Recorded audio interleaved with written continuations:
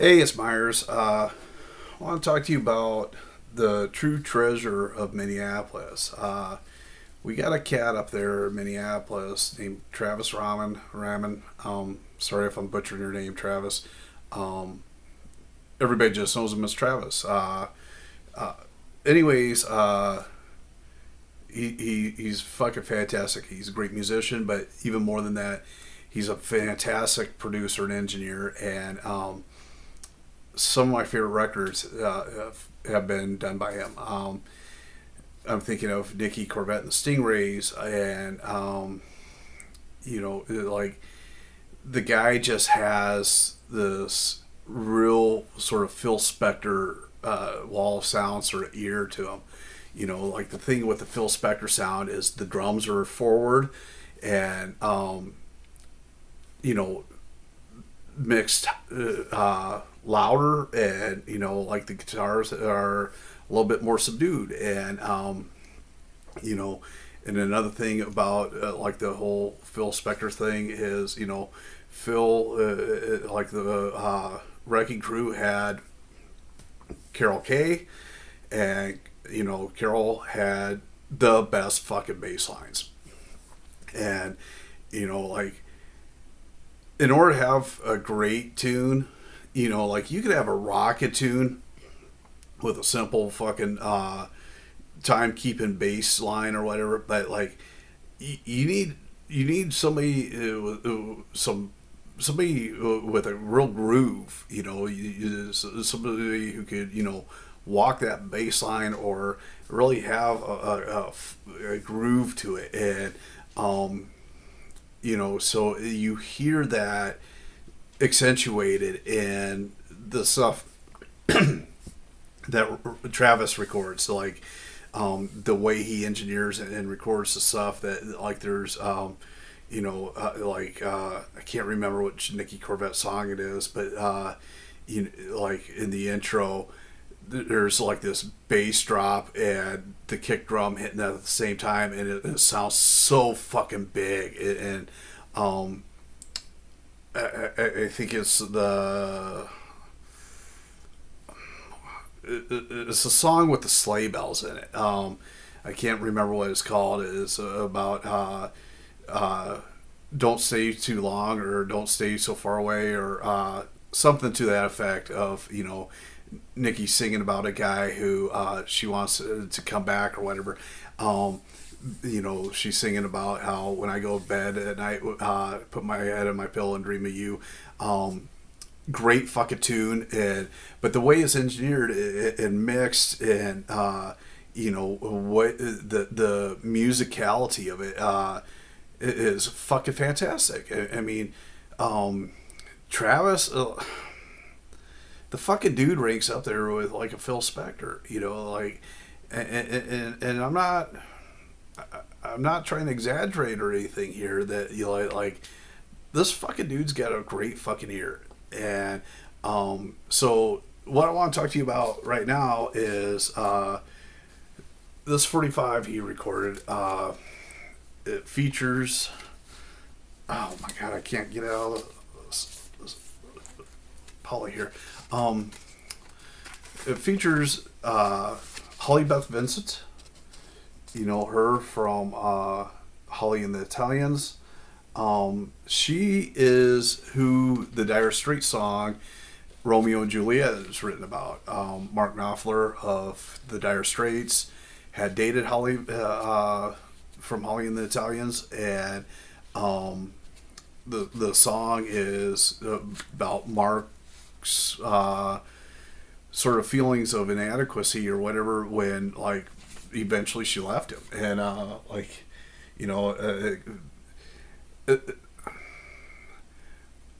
Mark Knopfler, yeah, a big fucking rock star or whatever. I mean, this was before the whole Money for Nothing level of Dire Straits, but Dire Straits were a rising band, and like it was a blow to his ego that like this punk gal who he was in love with, her, but like she didn't have she wasn't feeling it, and so he was questioning like, but I'm a bigger star than you. I'm a rock star, and like you're just this little punk, whatever. And like he couldn't put it together, like why she wasn't interested or whatever. And and the Dire Straits song Romeo and Juliet is a very nuanced and sweet song. That's a song I would love to hear Degeneration cover. If I could order up covers from my favorite bands, I would love to hear Degeneration do a cover of Romeo and Juliet by the Dire Straits. But let's get back to this. This is Holly Beth Vincent. Obviously, this is a solo deal, not Holly and the Italians. Travis recorded this. The song "Hey Boy" is on the A side. Fucking great. And the song "Smash," which it's kind of about having a one night stand or taking somebody home or whatever, is on the B side. Both these are fucking great. Here's the back cover. Sorry if we're getting some glare here. So, picture of her with a guitar, names of the songs, love the artwork, like this here of, "Hey Boy," and you can see her walking her heels and this dude standing here in his chucks and jeans or whatever, and then Ramo, that's the name that Travis puts records out, because Travis Ramin, Ramo Records, so, like I said, the fucking guy's got ear, he, I'm going to put a link in the description. I want you to go to his Bandcamp page and order yourself a fucking copy of this. You will not be disappointed. I think not only does Travis have copies of this, but I think you can also find this on the Rumbar Records Bandcamp page. But anyways, here's your A side, Ramo Records, and B side, Big Hole 45, and it fucking rocks. So, anyways, hope you dig it, and I'm going to play you "Hey Boy" by Holly Beth Vincent. So support the label, support the artists. Like I said, I'll put a link in the description for going to Travis's Bandcamp. Please order a copy. It supports him, and the thing about what we do, this genre of music, the labels that put shit out, the bands that put shit out, like there's really no fucking money in this. At best, what everybody's hoping to do is just make enough money to do the next project. So I don't know Travis real well. Met him once, at Vikings show that he put on up in Minneapolis, but like I do know him well enough to know that like any money that Travis makes off of selling this shit, he's going to put right back into doing another record. So the guy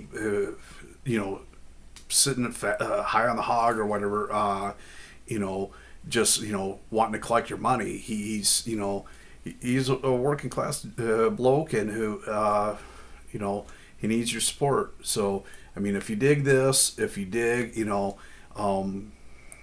the shit he recorded with like Nicky Corvette and the Stingrays, and all the other bands that he's worked with over the years, please buy the records. Some of the stuff's out of print or whatever. You gotta find it on the used market or whatever. But support your artists when you can. And hit people's band camps. And like the thing on Bandcamp is, Bandcamp has the suggested price that, hey, they suggest you pay $15 or $20 for this record, but you can pay what you want. If you want to pay, $5 more, that goes to the band. That goes, and the band or the record label or whoever, good chance. I mean, the thing about my record label, Sioux, like, I ain't getting rich off of it, and like, I'm not taking money out of it. Like, the whole thing about when you buy a record from Sioux is I put that money right back into doing the next release. Like, there's all these fucking bands I want to work with. So much fucking great shit out there right now. So many fucking killer bands that either are up and coming, brand new, recording new shit, or some lost, forgotten stuff. Like right now at the pressing plant, I got a record from another Minneapolis band, a band called the Loose Rails, that 30 years ago, the Loose Rails put out a CD and a cassette on Crackpot Records, but they never put out their album Red Turns Green on vinyl. And it's a great fucking record. And I've owned it on cassette. I mean, I first bought it on cassette at a show at King's Court years and years ago. I think in 92, 91, 92. And, loved it. I wore the cassette out. A lot of my teenage makeout sessions in my Chevy Love pickup, Stone Park or Grandview Park, or was, to the soundtrack of Red Turns to Green by the Loose Rails. And so I've owned it on CD, but like, it's never been on vinyl. I want it on vinyl. And since nobody else wanted to do it, I decided to do it myself. And, the Loose Rails had been broken up or on hiatus for quite a while, but, they've been doing some shows around the Twin Cities and whatever. And, recently, and, like, I approached the guys I approached one of the guys on Facebook, and I'm like, "You're in the Loose Rails?" And he's like, "Why? Who told you that?"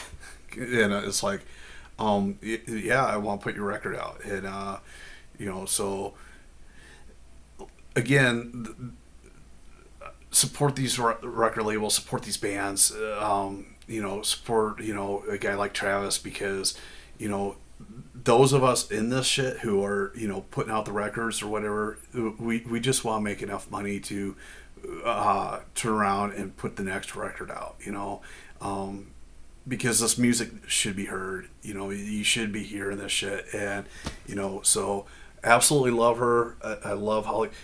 She did a fucking killer version of I Want You, or You Got Me Babe. You Got Me Babe, the Sonny and Cher classic with Joey Ramone. Holly Beth Vincent and Joey Ramone did. I've got that 45 someplace, but it's got a scratch in it, a skip in it. I didn't realize it was scratched when I bought it at a record store. But anyways, if I find that, we'll take a spin of that, despite the skip in it. But anyways, hey boy, and thanks Travis for doing what you do. You put out great fucking records, and I really appreciate everything you put your hands on, because honestly, dude, you've got that magic ear like Phil Spector had. So I just hope you're not batshit crazy and running around with guns like Phil Spector. But that's a story for another day. Thanks for watching.